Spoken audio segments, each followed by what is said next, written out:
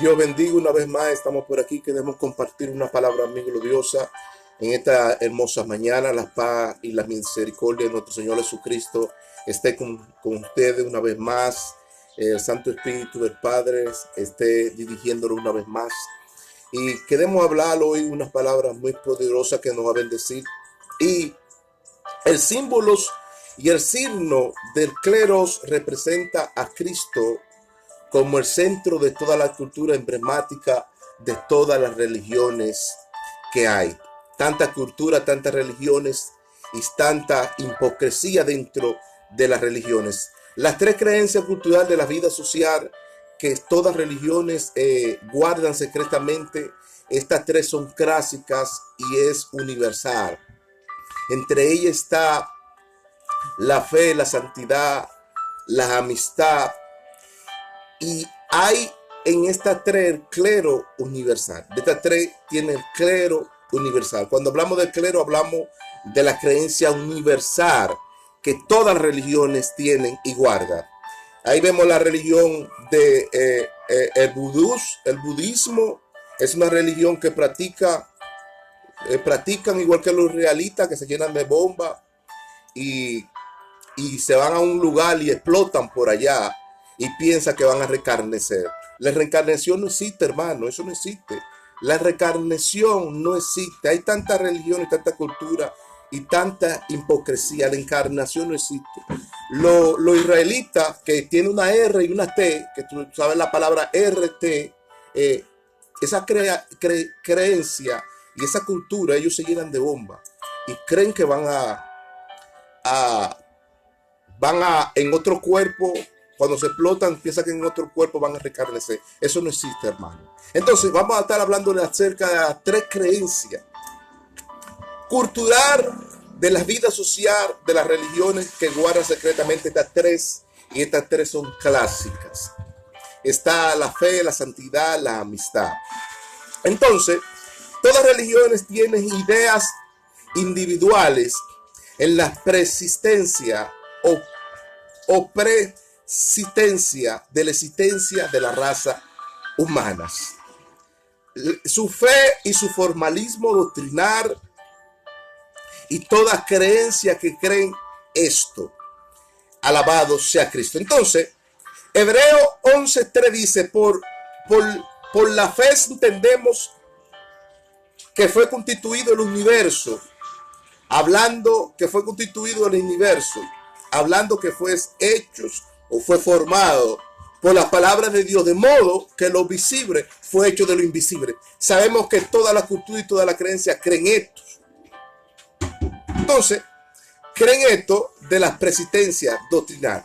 Entonces, el géneros ideales iba a traer orden doctrinal a las persistencias que no se viera sido revelado, manifestado después del caos que trajo el orden.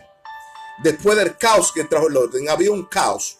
Cuando hablamos de la palabra caos, hablamos que no había ideas fundamentales que fundamentara el universo bajo principios doctrinales. Había un caos, todo estaba desordenado. Entonces vino a salir a la luz y a ser manifiesto, como dice Hebreo, por la fe entendemos que fue constituido el universo, de modo que fue formado y hecho por la palabra de Dios, que lo invisible fue hecho de lo invisible. Después del caos, lo invisible fue hecho de lo visible. Había un caos. Es decir, había un caos. Entonces, estos tres rasgos de la inculturización social y doctrinal convierte el misterio de la fe, como dice Timoteo 3:9. Timoteo dice, guardar el misterio de la fe, hablando acerca de la santidad, la fe y la amistad, y limpiar su conciencia.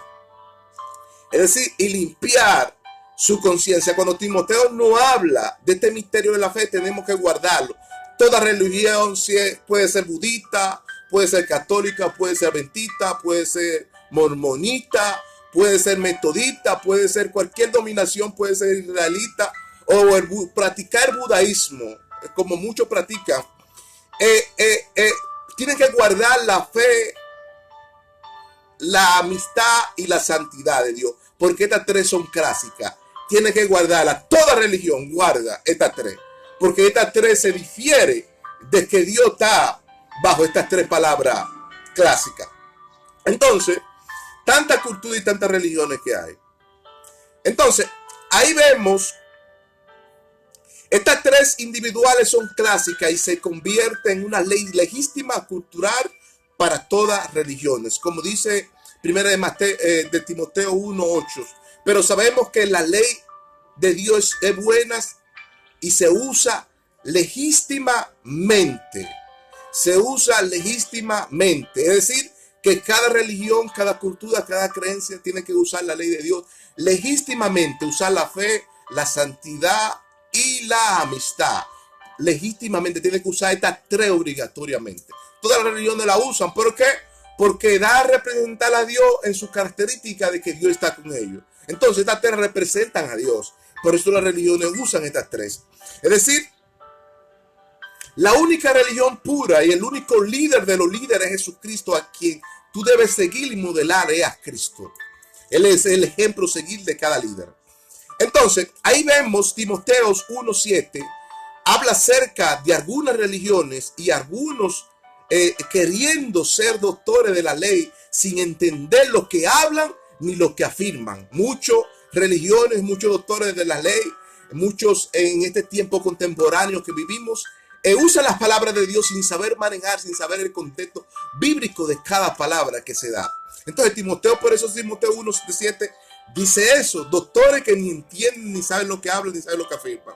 Entonces, en la divinidad de todas las religiones guardan y practican las tres palabras clásicas sin desigualdad social de la fe, la santidad, la amistad, como doctrina de la ley de Dios. Eso está en 1 de Timoteo 4:9. Dice, palabras fieles son estas, dignas de ser recibidas por todos, hablando en aglomerado de la fe, la santidad y la amistad, que debe guardarse. Esas tres son clásicas. Es decir, toda religión de dominación tiene que guardar estas tres porque son clásicas. Son clásicas. El problema de la desigualdad por contiendas y enemistad, distorsiones doctrinales, culturales, sociales y religiosos depende por un problema doctrinal de enseñanza de culturas. Primera de Corintios 3:4-6 dice que decían uno, yo soy de Pablo, yo soy de Apolo. Y dice, Pablo y Apolo, los dos eran servidores de Cristo. Porque yo digo, yo soy de Pablo, yo soy de Apolo. Eran servidores de Cristo. Pablo sembraba, Apolo regaba, pero el crecimiento lo daba Dios. Entonces, ahí vamos al verso de 1 de Corintios 3:22 y dice, sea Pablo o sea Apolo, sea Cefa o sea el mundo, sea la vida o sea la muerte, o sea el presente, sea los porvenir o todo en vuestro, mediante que la fe y la santidad y la amistad provenían de Dios. Entonces, ni es Pablo, ni es Apolo, todos eran servidores de Dios. Servir a Pablo, entonces había un problema y conflicto de religión y de cultura en aquel tiempo. Y entonces uno decía, yo soy de Pablo, yo soy de Apolo. Que la religión aquí no vale. El que vale es el líder por excelencia de seguirle el modelo, es Cristo. Cristo es el modelo. Las tradiciones colectivas de la religión cultural debería estar en unión, como dice Gálatas 3:28. Porque ya no soy judío, ni soy griego, ni esclavo, porque todos vosotros sois uno en el Señor, dice el libro de Gálatas, hablando Pablo. Entonces Pablo se va más allá y dice, hablando de la divinidad, cuando hablamos de la divinidad de las religiones, hablamos de todo el clero de la religión, de toda su creencia. Entonces, de la divinidad de un pueblo en cuanto todo la religión volvía a ser uno en Dios. Y en cuanto practicaban la fe, la santidad y la amistad, toda la religión se volvía uno en Dios. ¡Wow! Toda la religión se volvía uno en Dios. Practicaban el clero universal de toda la religión, la cultura central de todo eso, del clero, el centro es Cristo de todas las religiones y de toda divinidad de la religión. El centro es Cristo, el centro cultural. ¿Por qué? Porque uno decía, yo soy judío, yo soy libre, yo soy esclavo. Pero dice el Señor, vosotros sois uno en el Señor. No importa la religión. Entonces, Efesios 4:3 dice, le solicito guardar la unidad del Espíritu al pueblo, que es el vínculo perfecto de la paz. Dice el verso 4, como fuiste llamado a una vocación de una esperanza y de un pueblo, y la Biblia nos habla que fuimos llamados también a ser un padre, una fe, una santidad, una amistad y un espíritu, por la cual nadie verá al Señor. Con estas tres palabras clásicas, nadie podrá ver al Señor. Tantas religiones que hay, tanto budeísmo que hay, tantas prácticas malignas. Entonces hay un solo Señor, un solo Padre, un solo Dios, el cual debemos modelar. Y es nuestro Señor Jesucristo. Entonces, Efesios 4 dice, habla del vínculo de la unidad del Padre, el Hijo y el Espíritu Santo, y guardar todo este sacramento de la fe y el clero como la bandera del cristiano en su creencia y en su costumbre. En su creencia y su costumbre. La cultura llama la religión a vivir una unidad en amor fraternal amigablemente. Toda la cultura llama a la religión a vivir la unidad del amor fraternal amigablemente, como dice el Salmo 133:1. Salmo 133:1 dice, mirad cuál buenos y cuál delicioso es avistar los hermanos juntos en armonía. La religión está en contienda y enemistad. La religión, eso ha venido dándose por los siglos, y Cristo es el clero y el centro de la religión, emblemáticos de toda religión y toda tradición. Cristo es el centro. Dice ese salmo, mirad cuál hermoso y delicioso es avistar los hermanos juntos en armonía. Es como el buen óleo del aceite que desciende por la barba de Adón y cubre todo y se riega por todo su borde. Es decir, ese salmo no habla a la religión a vivir una vida de unidad, de amor, de fraternidad. Entonces, esas tres creencias culturales, la vida social, secretamente la vive. Entonces, el individualismo en la persistencia de las razas humanas, ese formalismo de las religiones, se ha notado diversamente. ¿Por qué se ha notado diversamente? Porque Dios no está con ellos. Entonces Santiago nos dice, Santiago 1:27 dice que la religión pura, sin mancha, sin mácula, delante del Padre, es visitar la viuda, a los huérfanos y a los enfermos en su atribulación. Y dice, y tal religión que no hace esto es vano, dice Santiago. Tal religión que no practica esto es vano. ¿Por qué? Porque la religión nunca ha practicado la unidad.